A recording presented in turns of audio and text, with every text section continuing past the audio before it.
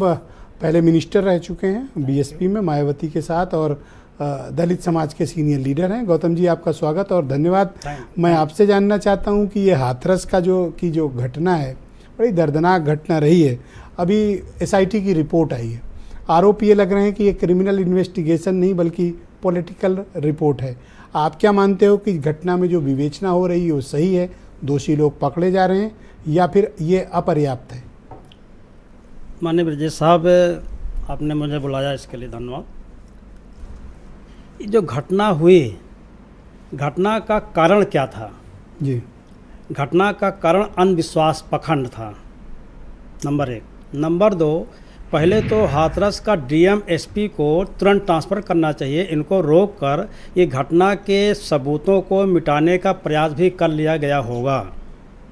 बहन मायावती ने जो बयान दिया है, इस पर मैं सहमत हूँ, लेकिन जो घटना की रिपोर्ट आ रही है, ये केवल नीचे अधिकारियों को, पीसीएस अफसर, इंस्पेक्टर, तहसीलदार और चौकी इंचार्ज, लेखपाल को सस्पेंड करने की क्या ज़रूरत है? केवल डीएम एसपी को हटा दीजिए और हटाने के बाद इसके खिलाफ एफआईआर कर दीजिए। सब जांच बिल्कुल क्लियर हो जाएगी, कोई जांच बिल्कुल क्लियर हो जाएगी। और बाबा के खिलाफ तुरंत 302 का मुलजिम बनाकर इसको अपराधी घोषित करना चाहिए। ये मेरा आपसे कहना है जी। तो ये घटना की जांच रिपोर्ट को राजनीतिक क्यों बताया जा रहा है? ऐसा क्यों प्रतीत होता है कि इसमें हिचक रही है सरकार? कारण क्या है, मैं नहीं समझ पा रहा हूँ, थोड़ा आप बताइए ना।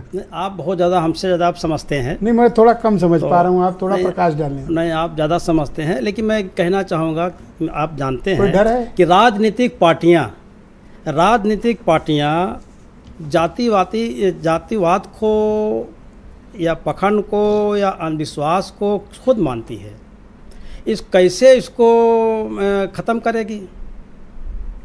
जातवादी पार्टियाँ, अब इनको देखिए, जितने भी लोग हैं धर्मनिरपेक्ष तो है नहीं है, धर्मनिरपेक्ष के पालन तो करते नहीं है।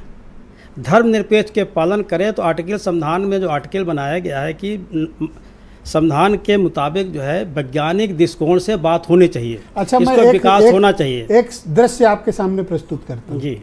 मान लीजिए कि आप सत्ता में बैठे होते, आप होम मिनिस्टर होते जी, क्या कार्रवाई करते? नहीं, कार्रवाई करता, मैं तो पहले बाबा के एफआईआर कर देते, बिल्कुल कर देता।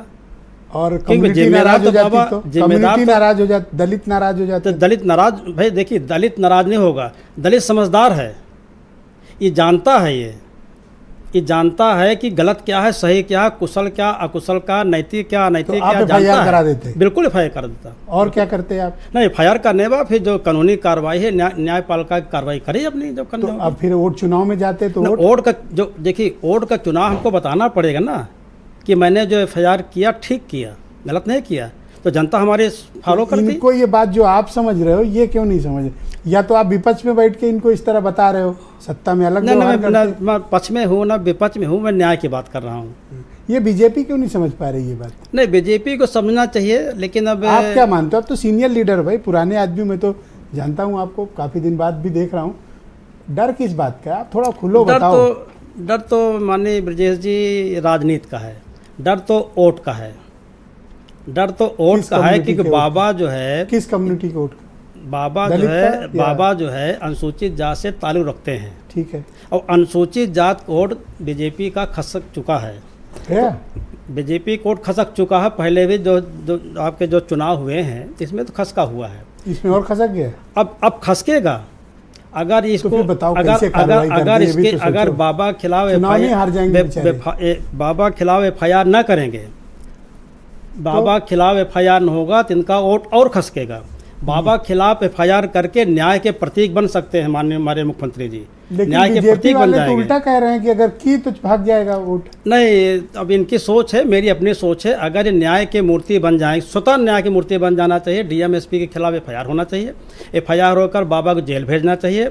बाबा को जेल भेजने के बाद जो ये छोटे मोटे अधिकारी का आपने किया, ये बेचारे गलत है, ये मैंने समझता ऐसा नहीं होना चाहिए। सीनियर अफसरों पे जी, सीनियर अफसर होना चाहिए। जो डीआईजी, अलीगढ़ का डीआईजी या कमिश्नर, इनके खिलाफ भी कार्रवाई होना चाहिए। जो ऐसी रिपोर्ट भेजी गई है, एडीजी जोन है ना, उसको खिलाफ भी कार्रवाई। हाँ, तो इसके खिलाफ भी कार्रवाई होनी चाहिए, क्योंकि बचाने का प्रयास कर रहे हैं। 121 लोगों की जान गई है, एक को 21 लोग कम नहीं होते। जो एक पैरों पे आदमी की गोली जान होना मरवाते हैं चाहिए। लखनऊ में बैठे वाले अफसर, उन पर नहीं कार्रवाई? मैं इस पर तो नहीं बोल पाऊंगा ज़्यादा, इस पर मैं ज़्यादा नहीं कह पाऊँगा, मैं अपनी बात कह रहा हूँ विशेष जी। इसलिए ये अच्छा, बाबा एक बात और बताओ, फिर दुबे जी के पास चलता हूँ। शेड्यूल्ड कास्ट कम्युनिटी यानी दलित कम्युनिटी के भीतर इस घटना को लेकर किस तरह की चर्चा है? आप तो उन लोग के बीच वक्त बिताते हो, वो लोग के भीतर क्या चल रहा है, वो क्या सोचते हैं? देखिए, पखंड के शिकार लोग अपना विनाश करने खुद जाते हैं। ये जो बाबा बनाता है तो आपको जानना चाहिए ना कि बाबा क्या दे देगा, बाबा क्या दे देगा। मान लो पानी पिला दे कोई, चमत्कार बाबा हो जाए? बाबा क्या दे देगा आपको? चमत्कार। भाई चमत्कार वैज्ञानिक मांगता नहीं, संविधान मानता नहीं, हमारे चाहे न्यायपालिका हमको मानता नहीं। न्यायपालिका मानने के लिए संविधान चाहिए, संविधान कहता है वैज्ञानिकवाद पे चलिए आप।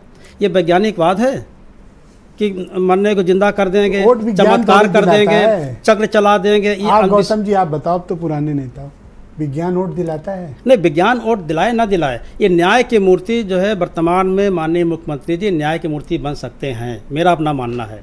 अगर न्याय कर दें ये, अच्छा पूरी पब्लिक आवाम जानती है गलती किसकी है। अगर उसके खिलाफ कार्रवाई होगी तो ये बीजेपी के एडवर्स तो नहीं जाएगा? नहीं, अब बस एक ही हिचक है बीजेपी को। नहीं, देखिए ये बात क्लियर कर दो। ये बात तो भाई माननीय जो है हमारे बीजेपी के नेता लोग जाने, लेकिन मेरा कहना है कि न्याय मूर्ति बन सकते हैं।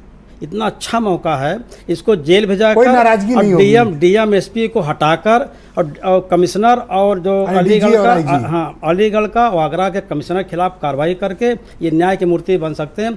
भविष्य में इनका इतिहास कायम हो जाएगा, मेरा ये मानना है। ऑनलाइन शुक्रिया आपका गौतम जी, काफी बोल्ड विचार